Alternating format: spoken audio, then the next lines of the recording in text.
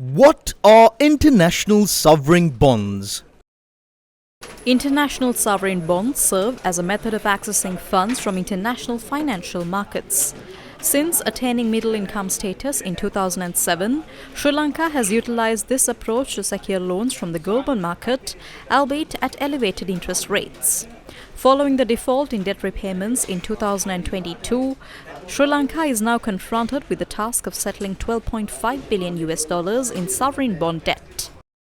The accrued interest on this outstanding debt amounts to nearly $2.9 billion. What measures have been taken to service this debt?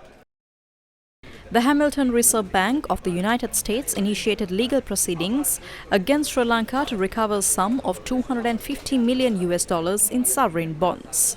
This action was taken on behalf of multiple institutions that had invested in said sovereign bonds. Recently, a committee comprising representatives from 10 entities that provided loans through sovereign bonds deliberated on strategies for restructuring Sri Lanka's debt. The discussions involved members of a steering committee representing the bondholders.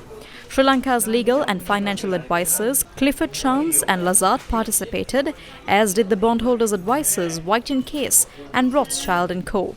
The second round of restricted discussions took place in Paris, France recently, where the parties engaged in restructuring discussions under strict non-disclosure agreements. Subsequently, a consensus was reached regarding the restructuring of the sovereign bonds. What are these agreements? This process is intricate in nature. However, it is imperative to simplify it for the better understanding. Currently, there is an accrued interest amounting to nearly $2.9 billion owed to sovereign bondholders for the outstanding debt period. Following negotiations, Creditors Steering Committee agreed to a haircut of 11% from this total, resulting in a remaining amount of $1.678 billion. It has been decided to issue new sovereign bonds specifically for this adjusted sum, termed as plain vanilla bond, with a maturity period of 4 years and a coupon rate of 4%. Payments are scheduled to commence from the 30th of September of this year. In addition to this, there is a payment of $225 million as a consideration for expressing consent to the restructuring process. The most complex aspect involves repaying the outstanding debt exceeding $8 billion that is due from 2028 onwards. The repayment approach, known as macro-linked bonds, entail the repayments being contingent on the economic growth progress of Sri Lanka. Should Sri Lanka achieve a gross domestic product of $88.6 billion by the time the debt is entirely repaid in 2028, there will be a nominal debt haircut of 28%. Furthermore, if the gross domestic product reaches $100 billion, the debt reduction would stand at 14.96%. Conversely, a drop in the gross domestic product below $88.6 billion would allow for a more substantial debt haircut of over 30%.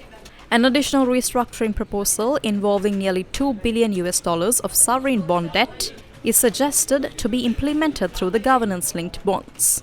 This method aligns the credit cuts and concessions with the efficiency of the governance process, proposing a 0.5% loan reduction.